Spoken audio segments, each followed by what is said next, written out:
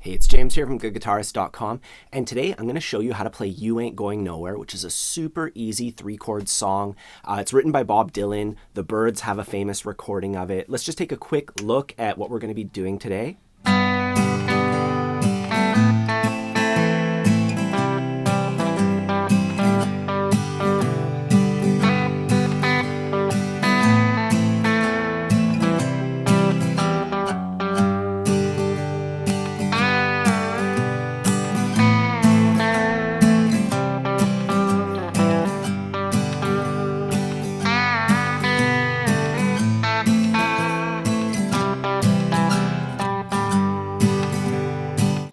So as you can see, it's the same 3 chords over and over again. It's G, A minor, C, and then G again. And we just do our strumming pattern one time on each of those chords. And that is literally the entire song. But to make things interesting, we're going to add a couple of the walking bass line bits that, just kind of make it a bit more fun to do. So let's just jump right in and take a look at the chord shapes. If you're not familiar with any of these, I have a free ebook. I'll put a link to that in the corner. It has like a total thing that'll just train you up on all the basic chord shapes. So please check that out. We start off on G, and we can play G this way, or we can do it this way.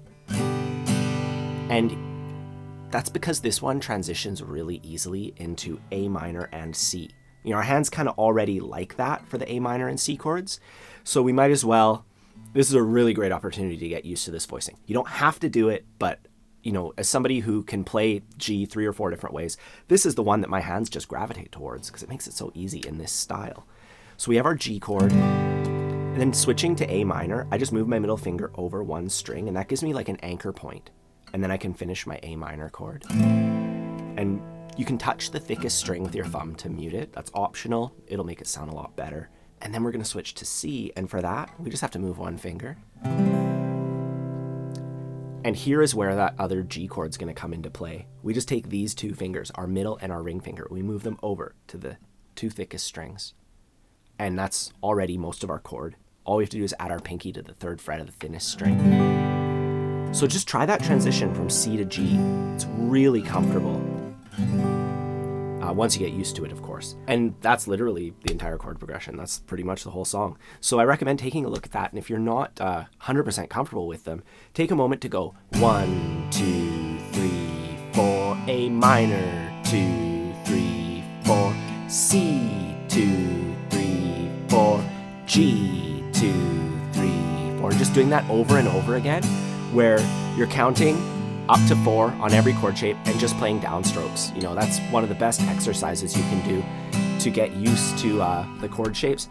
And you can also try singing at that point, because it's the strumming that messes up the singing, right? It's not the chord shapes, it's usually the strumming. So you might as well try to sing while you're playing that, and that'll be a great first couple of steps to getting into this tune. That's it for the chord shapes. Now let's take a look at the strumming pattern. For this one, you can use the most common strumming pattern ever. Down, down, up, miss, up, down, up. I'll put a link to the corner in the corner if you want more help with that one. That one works. That one's probably a bit easier. But then there's this other one that we can use that adds like a bass line. It adds that folky bass line to it that's prominent on the Byrds version of it that I really enjoy where it goes.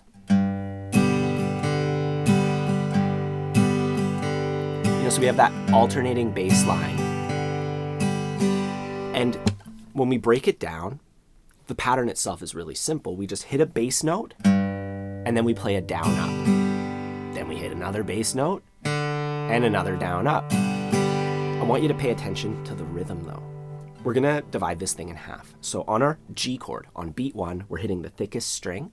On beat 1, and then on 2 and, that's down up. So 1, 2, and 3, 4. 1, 2, and 3, 4. Then the second half is pretty similar. We're just picking a different bass note.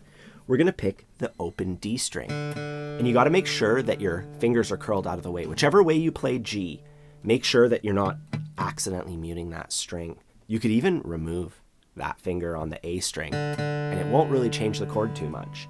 But, it's best to just do the proper practices and arch your fingers and, get your elbow and your thumb in a good spot, all that good stuff. Anyways, we just hit the D string, and then down up. And that's really straightforward too, right?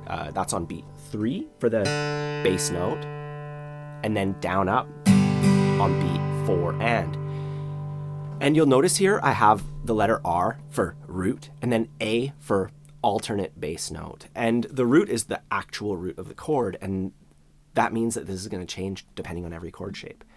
This is why I said that the most common strumming pattern ever, down, down, up, miss, up, down, up, is going to be easier, but this way is a lot more fun. So we have our A minor chord. We're going to pick the A string. That's the root on our A minor chord. So we do that on beat 1. Root, down, up, and then for our alternate, we can hit the thickest string. So root, down, up, alternate, down, up, root, down, up, alternate, down, up. And finally for C, the root is on the A string, root, down, up, and then the alt is on the thickest string, but we have to move our ring finger to that string so we can play the 3rd fret.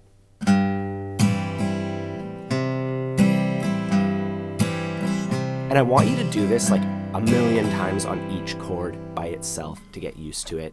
If it's too much to like follow the notes, you can always just play the root twice. So on the G chord, you could just keep hitting that one. And then the pattern's just root, down, up, over and over again, you know. So you can make it as simple as you need to, or you can go all the way. We're gonna play the whole thing. You're gonna be able to watch me do it in just a second. But before we address that, this song has a swing feeling. So instead of going perfectly even and like mechanical, it goes where the downstrokes feel a bit longer. And I have a separate lesson on the swing feeling. I'll put a link to that in the corner where we just talk about it, break it down, and go over every angle if you're having trouble with it. But a lot of people can just pick it up. So we'll see where you are. If you need the help, you have it available. With all that said, let's play through this chord progression with our strumming pattern. I'm gonna get out my metronome so we can do it nice, slow, and steady. I'm gonna set it to 82 beats per minute. 1, 2, 1, 2, 3, 4. Root, down, alt, down, up, A minor.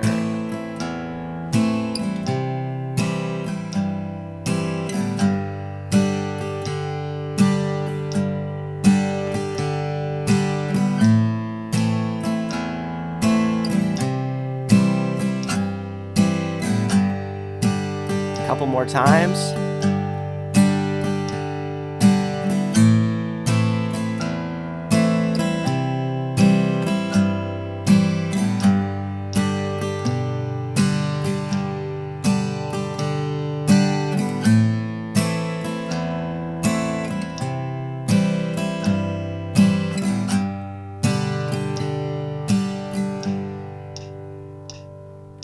Cool, and that's enough to play through the entire song, and I do recommend eventually doing that. You'll need a capo on the 2nd fret for either Bob Dylan or the Byrds version. I don't 100% remember, but that'll put you in the same key. But anyways, to that, you know, once you're good with that, we can add a cool walking bass line thing. Once we're on the C chord, we can go.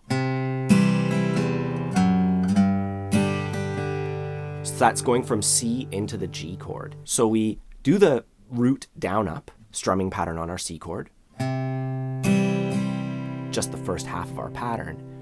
And then for the second half, instead of playing the pattern, we go to the thickest string and we go O, 2. And when I'm from my C chord, I kind of leave this finger down because, you know, might as well.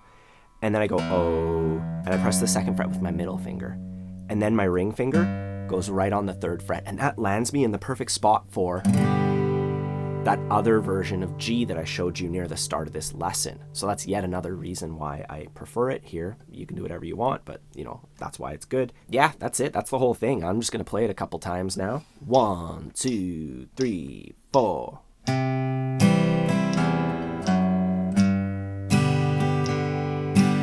One, 2, 3, 4.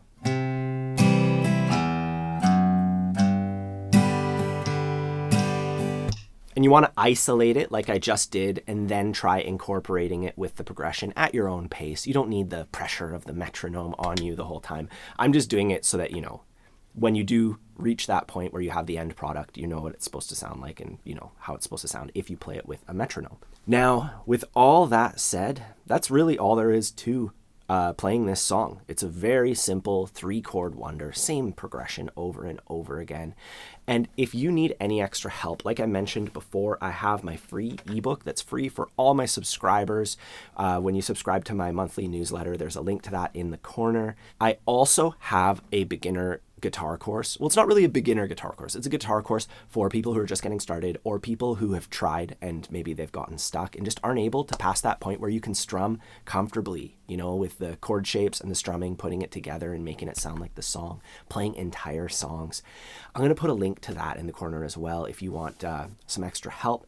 Otherwise, have a fun time practicing. Don't forget to like and subscribe. That's a great way to support the channel, and I sincerely appreciate those who have already subscribed. Otherwise, yeah, I'll see you later. Take care.